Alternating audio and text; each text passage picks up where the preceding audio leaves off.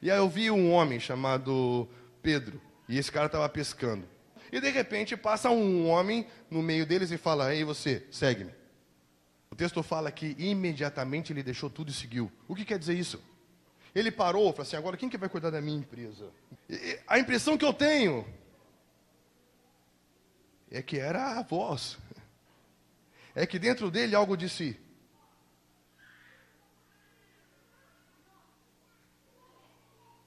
é a voz.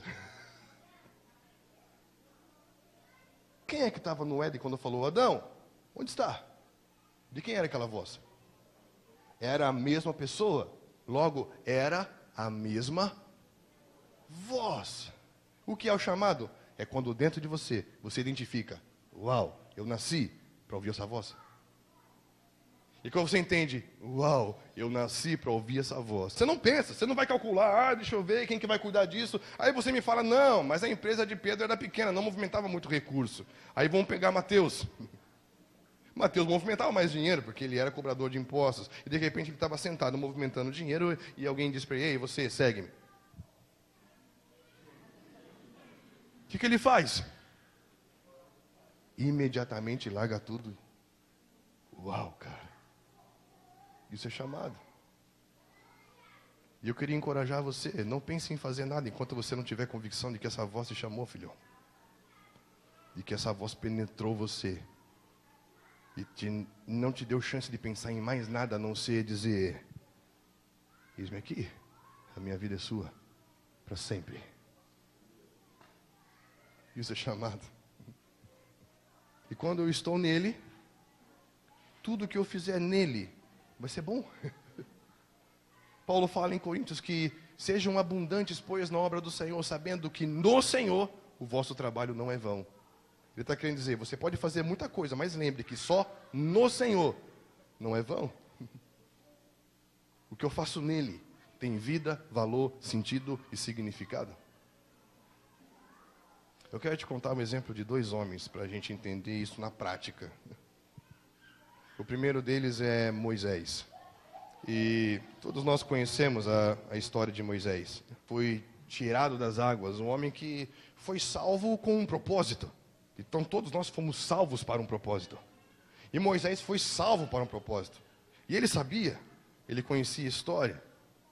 Só que o texto fala que, isso você vai encontrar lá em Atos 2:22 e em Hebreus 11:24, fala que de repente ele chegou à idade de 40 anos e era um homem formado. E Atos 2 fala que ele foi ensinado em toda a ciência do Egito, ou seja, ele fez faculdade, estava formado, tinha 40 anos, e de repente olhou para a vida dele: eu estou pronto. Eu olho para a aflição do meu povo, eu carrego uma vocação dentro de mim, eu tenho que fazer algo pelo meu povo. A vocação dentro dele era genuína? Sim ou não? Sim! Deus deu, sim ou não? Mas ele já tinha um chamado?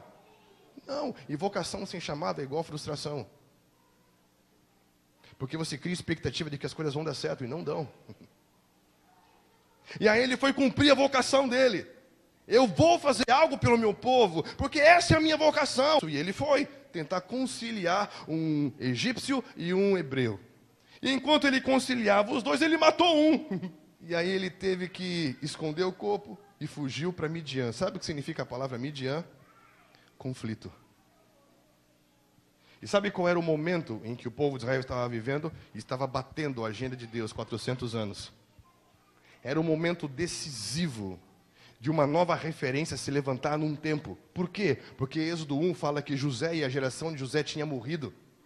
E que os filhos de Israel haviam se multiplicado muito. E que havia um novo faraó que não conhecia José. Estão entendendo? Então todo o cenário era um cenário em crise de identidade. Porque nasceu uma nova geração sem referenciais. O que são referenciais? São aqueles homens que lembram de onde você veio, por que você está onde você está e onde você tem que chegar. E quando você não sabe de onde você veio e para onde você tem que ir, você vai se adaptar onde você está. E hoje nós temos uma geração de jovens se adaptando num lugar em que eles não foram chamados para estar. Por quê? Porque não tem ninguém para lembrar da história, de onde nós viemos, por que estamos onde estamos e para onde temos que ir.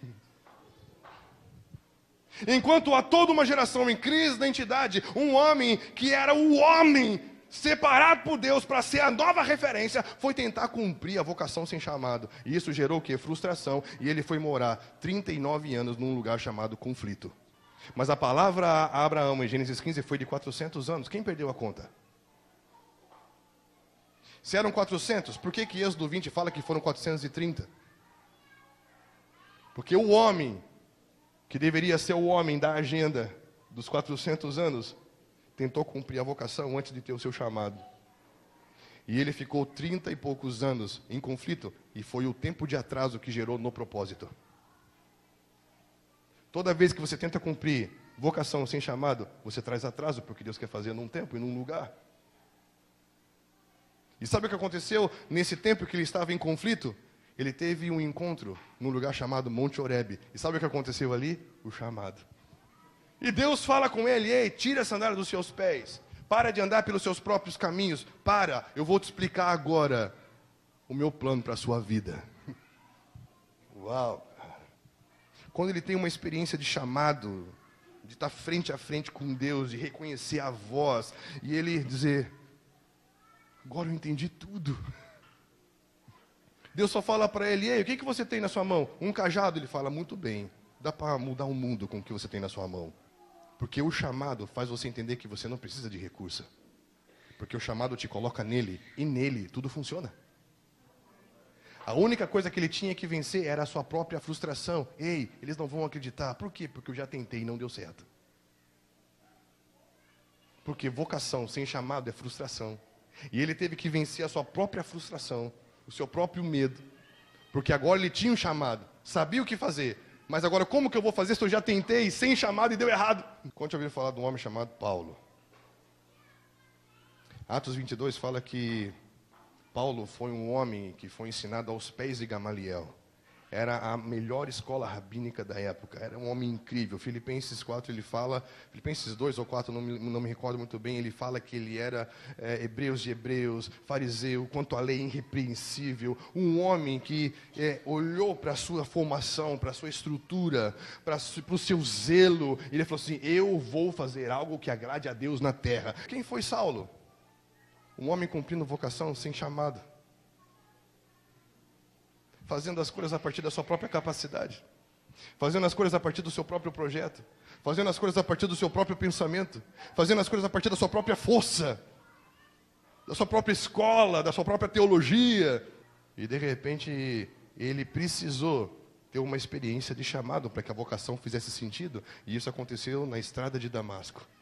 Na estrada de Damasco, ele se deparou com a mesma luz, que era a luz que estava lá com Moisés, porque era a mesma pessoa que falou com Moisés, é a mesma pessoa que falou com Paulo. O texto fala que ele estava indo perseguir cristãos. E Yeshua Cristo aparece para ele e fala: ei, por que me persegue? Quem Paulo estava perseguindo cristãos? O Cristo. E aí, de repente, Paulo teve a experiência com o chamado. E quando ele tem experiência com o chamado, ele fica cego por 3 dias. E durante esse tempo ele não consegue ver nada a não ser ele mesmo. Só que preste atenção. O que está acontecendo nesse cenário? O que está acontecendo nesse cenário é uma crise. Que crise? Uma crise de identidade. Por quê? Porque no capítulo 10, Deus dá uma visão a Pedro em Jope. E que visão?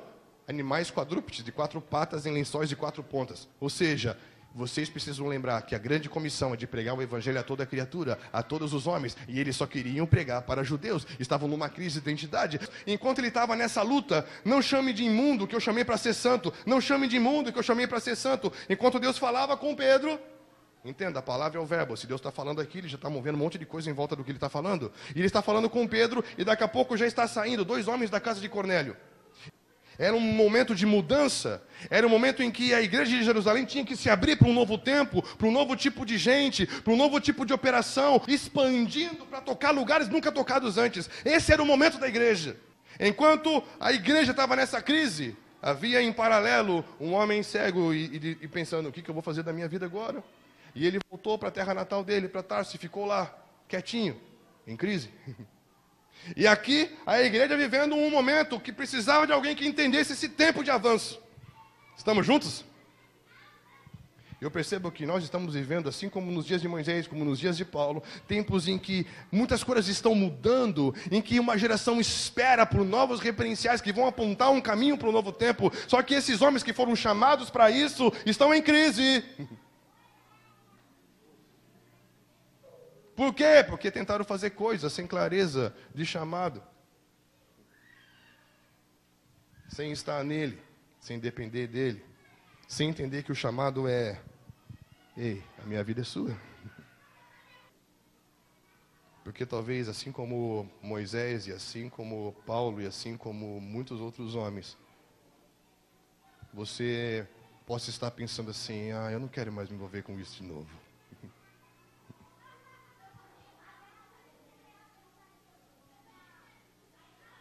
Eu não sei se vai dar certo. Eu quero te dizer uma coisa, que o culpado das frustrações somos nós mesmos. Nós, por estarmos maduros, por ter feito uma escola de avivamento, por ter teologia, por tempo de carteirinha de membresia, ou por algum outro motivo que te fez acreditar que você poderia fazer alguma coisa sem uma clareza de chamado, sem estar nele e sem deixar ele fazer em você. Estão entendendo isso, queridos? E eu entendo que nós precisamos de uma cura, assim como aqueles 2 discípulos da estrada de Emaús, lembram deles? Homens que tinham desistido, cara. Tudo o que Cristo falou que ia acontecer no 3º dia já tinha acontecido. E mesmo assim eles falaram: é verdade que o túmulo está vazio. É verdade que mulheres foram lá e viram que ele não está mais. É verdade que elas viram anjos. É verdade tudo isso, mas ele fez o que ele falou que ia fazer. Ei, no 3º dia eu vou ressuscitar. É isso que ele falou que ia fazer. Ele não falou que ia tirar Herodes, não falou que ia responder às expectativas nacionalistas, políticas, governamentais, financeiras, econômicas dele. Ele falou: eu vou fazer isso. Eu vou ressuscitar o 3º dia e vou tomar a chave da morte e do inferno e restabelecer toda a autoridade sobre os meus ombros. No final dessa conversa, um olhou para o outro e fala: não queimava você enquanto ele falava? Porque a palavra é espírito e vida, que faz reacender coisas que você não acreditava mais. E eu oro para que a palavra tenha esse efeito na sua vida hoje, de ser espírito e vida, reacendendo coisas que talvez você não acreditava mais, reacendendo coisas que talvez você estava calculando e tentando pensar mais em você do que no propósito. O único lugar seguro para a sua vida vai ser no propósito, querido. Não fuja. Eu quero nessa noite desafiar você a deixar que o Senhor te tire de um lugar chamado conflito. Nós não podemos mais nos dar ao luxo de ficar em crise existencial enquanto uma geração toda está precisando de alguém dizendo: ei, é para lá. Há um caminho se abrindo no deserto, saiam dela. E para que possamos ser homens que falam: ei, saiam dela e vamos para lá, precisamos ser homens que vão romper com esse lugar de crise existencial, de crise ministerial. Ore, eu preciso desse lugar de um reencontro com o meu chamado. Você precisa encontrar o seu lugar nele.